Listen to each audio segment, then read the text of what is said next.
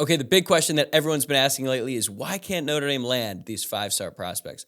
Greg Flammang from Irish Sports Daily is going to join me to assess all the reasons why next. You are Locked On Irish, your daily podcast on the Notre Dame Fighting Irish. Part of the Locked On Podcast Network, your team every day.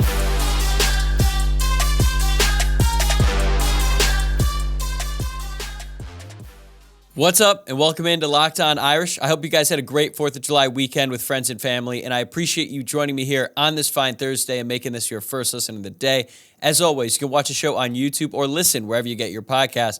But whether you're watching or listening, you can help out a great deal by hitting that subscribe button, and that way you can stay up to date on all future episodes as well. My name is Wojciak, and I'm the host. I'm a Notre Dame alum and producer covering college football at the Fox Sports headquarters in LA. I've also been podcasting about the Notre Dame football team since 2020. Today, we've got Greg Flammang from Irish Sports Daily on the show to talk about the state of Notre Dame recruiting under Marcus Freeman, and then we break down all the different reasons why Notre Dame hasn't been able to land elite five-star talent since Freeman took over. Once Freeman was hired, there was an expectation that he would be the difference on the recruiting trail that would lead to Notre Dame bringing in the type of five-star talent needed to win national championships like Georgia and Alabama do pretty much every single year. Even though recruiting has certainly improved since Freeman took over the helm, especially when you look at the blue chip ratio, the Irish are still struggling to get commitments from the guys at the very top of the rankings, and Justin Scott is a prime example of that. There's a bunch of different factors to consider. It's not just NIL, even though we both agree that's obviously a big part of it, but we try to go through them all and figure out which ones matter more than the others. So let's get into it. Okay, Greg Flammang is back with us here, and Greg, it has not been the most fun few weeks around the Notre Dame football program lately. The latest bit of upsetting news came on Sunday when the Irish lost their top target on the board in Justin Scott, who announced his commitment to Ohio State. This generated a pretty extreme reaction from some members of the fan base, not just about recruiting necessarily, but that's where I want to start. So what are your overall impressions about where Notre Dame is at right now with recruiting under Marcus Freeman? Oh man, if you asked me this 6 months ago, I would have had a totally different answer. But yeah, it's been a tough go. And I think the surprising thing is especially defensively. The last two classes they had 14 top 300 players. And that doesn't include Ben Morrison in that. So it's like, they're obviously identifying talent there. And and these are composite ratings too from 247. So that's what I'm referencing there. This class, they only have two. And if they don't land KVA from St. John Bosco, who's going to announce late July. If they don't land him, it's hard to see where they're going to land someone else in that top 300 range. So that's really surprising. And so I think a lot of people are just kind of wondering, like, what is the disconnect here? Like, what's actually going on? Because Notre Dame had really no problem landing that kind of talent. As soon as Marcus Freeman, showed up, right? Like he was able to get on Jalen Sneed. He was able to get on Julian Tuihalamaka, Brennan Vernon. Like that was a big deal. They landed him. Keon Keeley was someone that they landed. Obviously, they didn't end up with him, and then we'll get into that kind of situation later. But so it's like the fact that they're not in on these top players, the fact that they're not, making a lot of headway there, like that's, I think, really surprising to people.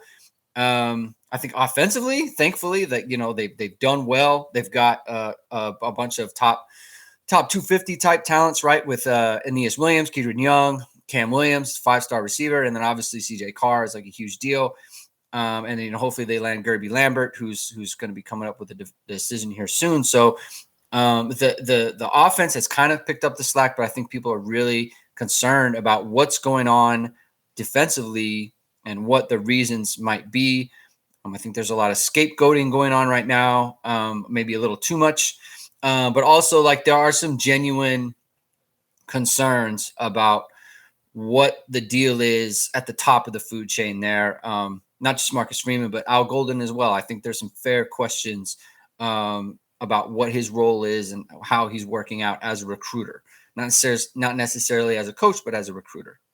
Yeah, let's talk about that, and specifically Al Golden, because he's been a hot topic on message boards lately. Yeah. And I kind of go back and forth with it because you're right. When Marcus Freeman came on the staff, defensive recruiting got supercharged. Like, they instantly started bringing in big-time names. It started when he was a defensive coordinator. It continued in his first season as head coach. Al Golden comes on. The results haven't been great. But the thing is, Notre Dame is taking a lot of these defensive guys very early on in the process. It's not like they're swinging and missing on big guys and then they're sort of scrambling late. And I feel like if they're willing to take these guys early, Marcus Freeman is in approval of them. So Right. I don't know if it's all on Golden, and I'm sure Freeman has some say in it. But then, when Justin Scott doesn't commit and they keep swinging and missing on the big guys, I see where Golden's name is brought into it. What do you make of the strategy? Like, if you tried to be on the Notre Dame side of things and rationalize it on their side, how would you defend it? I don't have a problem with who they take. And I think that's been a long held belief of mine. It's not so much the guys that they're taking are not the correct kind of prospects. It's that they just don't land the guys the top guys that they're after. Like, that's the problem to me. Like, I don't mind taking flyers on guys, or like you feel like you have a good eval, go in after somebody. Like, the corners are a good example of that, like Carson Hobbs and Leonard Moore. Like, those are long, those are athletic guys who can run, not highly rated, but they feel like, okay, they fit what we want to do. Let's go in and get those guys. I never have a problem, really. I mean, I do sometimes. I don't want to say never, but sometimes, or most of the time, I'm okay with the guys that they take. But they're after Caleb Beasley, who is now not visiting, right? You're after the Justin Scotts, who you don't land. You're after Kingston Viama Asa, right? It's hard for me to say, but KVA works. KVA works fine. But they're after those guys. So, like, if you're not landing the top end guys, that's the problem, right? And that was a problem for Brian Kelly as well. Like, they just didn't. They were very good at finding, quote unquote, diamonds in the rough, right? But you also do have to land those top end talent guys, and they haven't done it. And I think that's where the disconnect is here. I mean, look, would anyone care about some of these lower ranked, like the lower ranked linebackers or lower ranked safeties if they landed Justin Scott and KVA and Elijah Rushing, right? Like, those are the fish that they went after, and they're not landing them. That's the problem, right? So to me, it's not so much, it's not that I don't trust their evals. I mean, maybe other people do, but I don't. Like, that's fine, right? But it's like, you are after these big guys, and you're not landing them, and that's the issue. And then not just that, but it doesn't seem like you're going to have a lot of swings later on either. So it's like, this is it, and like, you're sitting at 21 recruits or 20 commits at this point. Like, you don't want that. Like, you want to be at 25, 26, 27, right? So where are those the 7 more commits going to come from? And what is that quality, right? So that's kind of what I think that's the most fair critique. Not necessarily who they taken, but you're not landing the big guys. Yeah, I'm with you, especially on the numbers thing. Considering Notre Dame's restrictions with the transfer portal, they have to be signing 25-man classes every year because guys are going to leave. It will happen, and the door for guys to come in isn't as open as it is for the guys to leave. So you need to make up for that in recruiting. This episode of Locked On Irish is brought to you by FanDuel. Take your first swing at betting MLB on FanDuel and get 10 times your first bet amount in bonus bets, up to $200. That's right. Just bet $20 and you'll land $200 in bonus bets, win or lose. That's $200 you could spend betting everything from the money line to the over-under to who you think is going to hit the first home run. All on an app that's safe, secure, and super easy to use. Plus, when you win, you can get paid instantly. There's no better place to bet on MLB than FanDuel, America's #1 sportsbook. So, sign up today and visit FanDuel.com/lockedon to get up to $200 in bonus bets. That's FanDuel.com/lockedon. FanDuel, an official partner of Major League Baseball. With it being, July in the summer, I feel like it's a good time to bring in an all-time classic summer sports talk radio segment today and make a blame pie. And we're going to try to figure out why Notre Dame can't get those big 5-star guys like you mentioned. And for those of you listening who aren't familiar with what a blame pie is, it's like a first take staple. We're basically just creating a pie chart and assigning percentages based on who is to blame for whatever the problem is that we're talking about. In this case, let's talk about Notre Dame's 5-star problem. And Greg, if you were to make a blame pie with all the reasons why Notre Dame has been unable to sign 5 stars under Marcus Freeman up to this point, how would your percentages shake out? So, okay, it's hard for me to know exactly how much to assign to NIL. This is a tough exercise because I feel like if everyone does it, everyone's probably going to have a slightly different one. I think it's at least 50% NIL for Marcus Freeman because I think so much of it was prior to the NIL era, it was a lack of will essentially for Brian Kelly, because look, Brian Kelly was able to land 5 stars early in his tenure, right? He landed 3 in one class. He landed Aaron Lynch, Stephon Tuitt, and Ishak Williams, right? Landed Gunnar Kiel, landed Devontae Neal, landed Jalen Smith and Max Redfield. Greg Bryant was a 5-star for a time at running back, ended up at 45. So he was like a very high 4-star. But he could land those caliber talents, but then I think he just decided it's not worth the effort, because it often doesn't work out and they leave, and it's like, and you don't have, then they didn't have the transfer portal, so you can't just replace him. So I think then it was a lack of will. Marcus Freeman doesn't have that lack of will, right? So if he didn't have NIL to deal with, I don't think we'd be having this problem. I honestly believe they would have had Keon Keeley, and they would have had Dante Moore. And I think there's a good chance they would have had Peyton Bowen as well, right? We don't know that for a fact, but I think they would have landed those guys, right? Without NIL. But now you do have it, and I think it's really hindering them right now with the top end guys, right? And so, and especially hinders them, like kind of going back to Al Golden. If you're going to be a middle of the road recruiter, let's just say that, right? Let's just say middle of the road recruiter, and you're not the reason that guys are picking your school, well, then there needs to be another reason. And if you're not in the NIL game, now you're really in a bad way, right? So I think that's where Notre Dame kind of finds itself. So I would say it's at least 50% of the pie. I'll say 60%. I was like 50, 70%, but I'll just say 60% of it. I think 20% of it is kind of perception, in terms of, I think players view the SEC and Ohio State. So it's like SEC, Ohio State. Like Ohio State has been able to kind of carve its own kind of niche outside the SEC. But I think those schools are viewed as like serious football. We're going here. We're going to be first round picks. We're going to play in the best games. SEC, it just means more. Like, that's really good branding. We make fun of it. It's really good branding because that's where the recruits want to play. And we make fun of it, but it's a real thing. Like, with recruits, they talk all the time about playing in the SEC. That matters. Right. That's what. Look, that's why Oklahoma. That's why they wanted to go there. Texas A&M. That's why they wanted to go there, because it's just that has that cachet. It just does. And I don't think Notre Dame has that. And so I think that's 20% of the problem. So I lumped all that in with Notre Dame, like, not being a football factory and not being a place where it's like, I'm absolutely going here to go to the NFL, right? It's like a different caliber of place. And I think that kind of, drops down to another 20%, or actually 10% of it is just, there's things unique to Notre Dame where it's like you have to go to class. There's no online classes. It's out in South Bend. It's not cool. It doesn't have the cachet that other schools do in terms of just like, I'm going to go there and I'm going to have a good time. I'm just going to focus on football and that sort of thing. Like, you just don't have that at Notre Dame. So there's just internal parts of the university. And you're lumping that all into the 20%?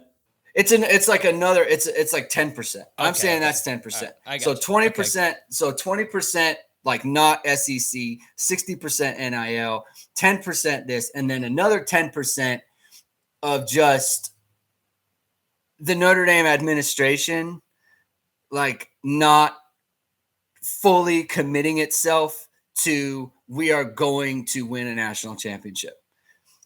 And I think it's like, that's 10%, but I think that's very important. Like, I honestly think a lot of the time, if Notre Dame can overcome all that other stuff, there's this 10%, and I really believe this to be true, that there are some players who aren't totally focused on NIL, who are completely bought into Notre Dame, like the academic side of it, and they're okay with, the all the other stuff, right?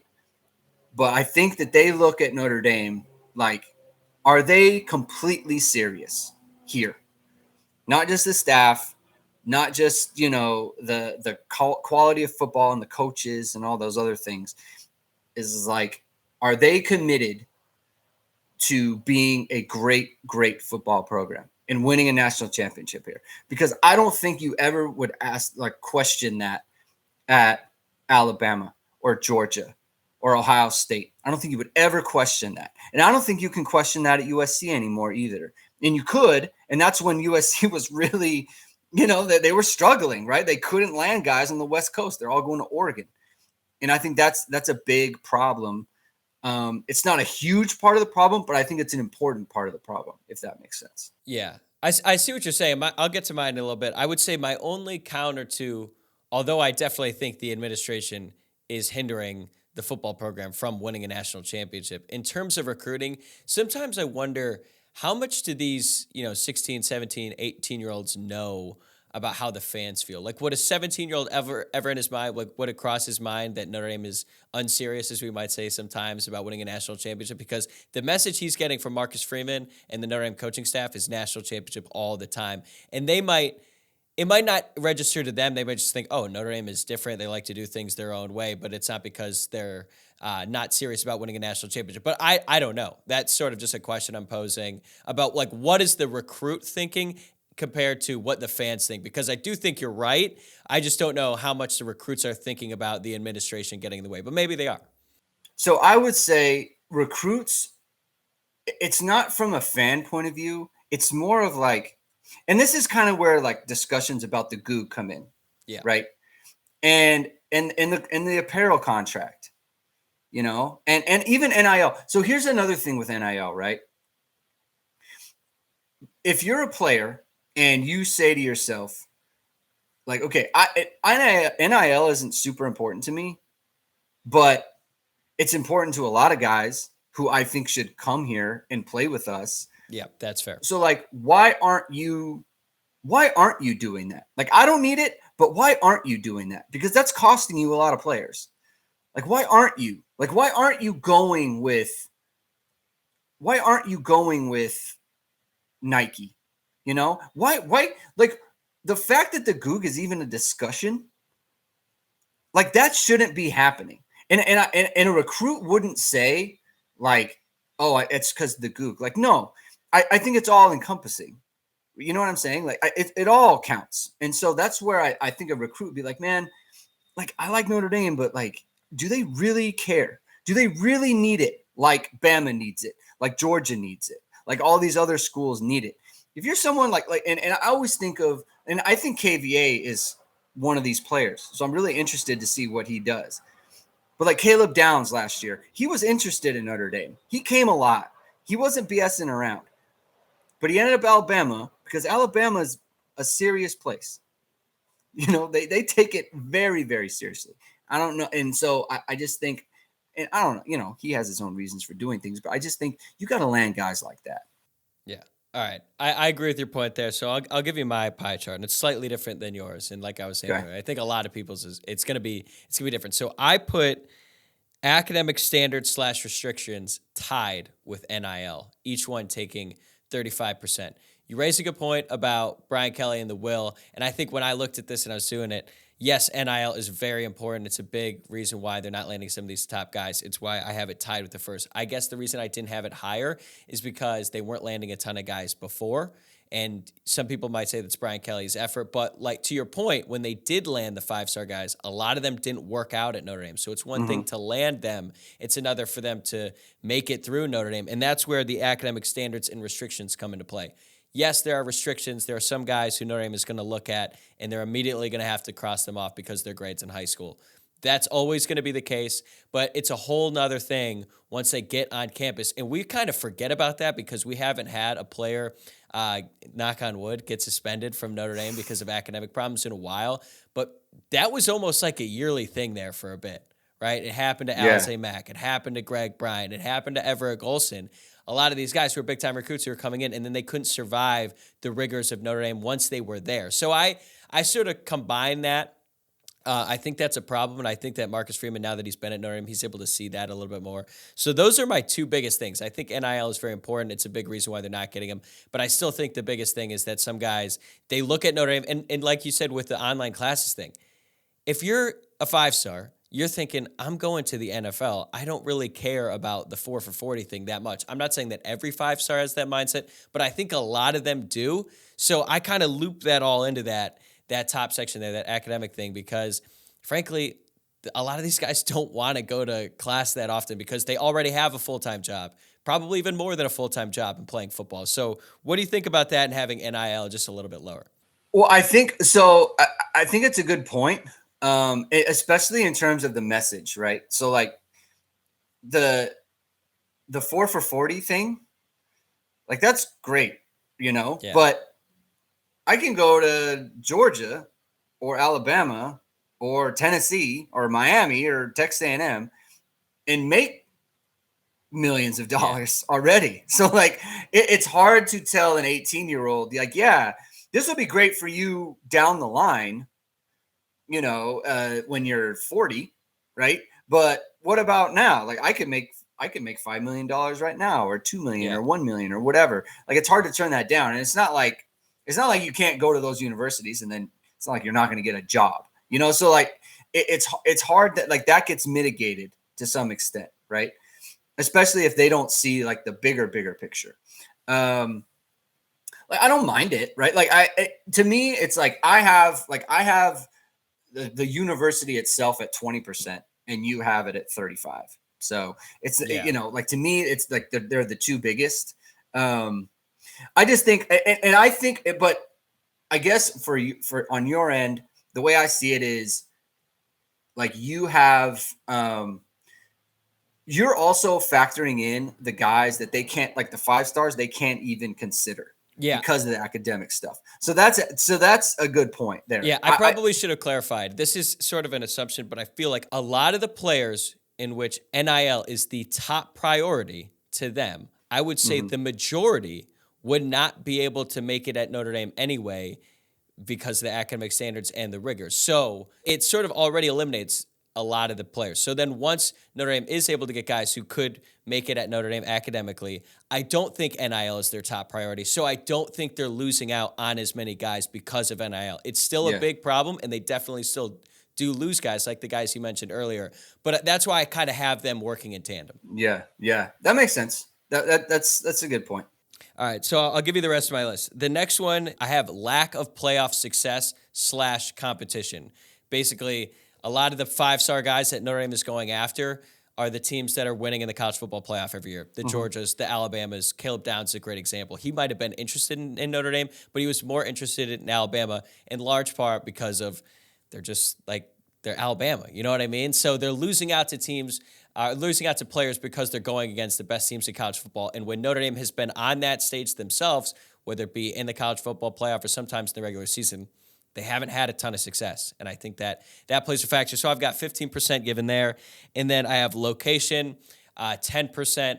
I think a lot of the players that they're going after, they aren't close to Indiana. That's why just losing Justin Scott, it sucks so much because he's one of the few guys who was sort of in their backyard. And he really wasn't even in their backyard. Like, I know Chicago's close, but like, there's just not that many people in the state of Indiana. I mean, Jalen Smith was the obvious outlier, but they can't just go in their backyard and get big-time talent. And I think that plays a big factor because when they have to go to California, if they go to Texas, I mean, even if Notre Dame was winning a lot, that's still really tough to do to convince a high school kid to go that far away from home. So I've got location at 15, location at 10. And then to round out my final 10, I have Notre Dame isms at 5%.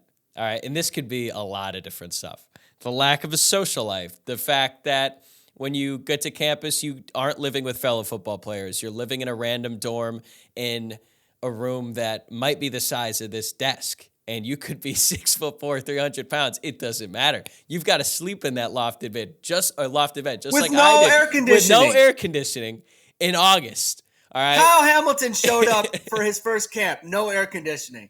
Come on, Notre Dame. Yeah, I think that matters. I think, and like the Goog, I don't really put that as much into it. I just think it's, on one hand, it's really cool, and it's a thing that I appreciate about Notre Dame and the fact that the athletes are so embedded with the students and the student culture, but 5 stars don't necessarily want that. They want to play for a football factory. So I put that at 5%. And then at 5%, this might get me in trouble. I said the Notre Dame staff, but I don't mean Marcus Freeman. I think that there are a lot of assistants outside of, I think Mike Mickens is an excellent recruiter. Jared Parker's unproven. I think Al Golden as a recruiter is relatively unproven. So I'm saying this is more like the assistants. I think Al Washington lost out on Justin Scott because he wasn't as good of a defensive line coach or a recruiter as, say, Larry Johnson or Trey Scott at Georgia. So I think that the staff, this kind of goes into them and Notre Dame having to prove themselves a little bit more in the upcoming season.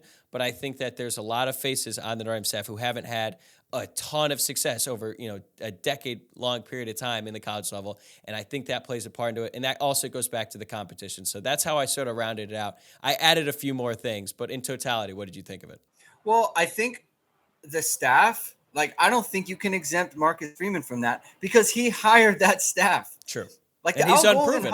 Yes, Al Golden, that's his hire. That's his hire. Yeah. He had a pick. Defense, everyone said it. Defense is his baby. And I think that was a miss. And I think he should have known that. He should have seen it. You cannot, given the NIL thing that Notre Dame is doing with the no inducements and that sort of thing, you cannot have a coordinator who is basically a zero. Not adding, maybe not taking away, but not really adding. You cannot have that. And, that's his hire. That was a mistake. That was a miss. And I think everyone else is frankly I don't know what to say about Chris O'Leary. I think Al Washington's getting kind of a bum rap right now, given the look at the competition that he was going against there. Right. That's really a miss. And especially not just that, but this is where I think if Notre Dame had a robust NIL operation, I think it goes a different way. And so that's unfortunate for him, but maybe that's true of Chris O'Leary as well. It's hard to say.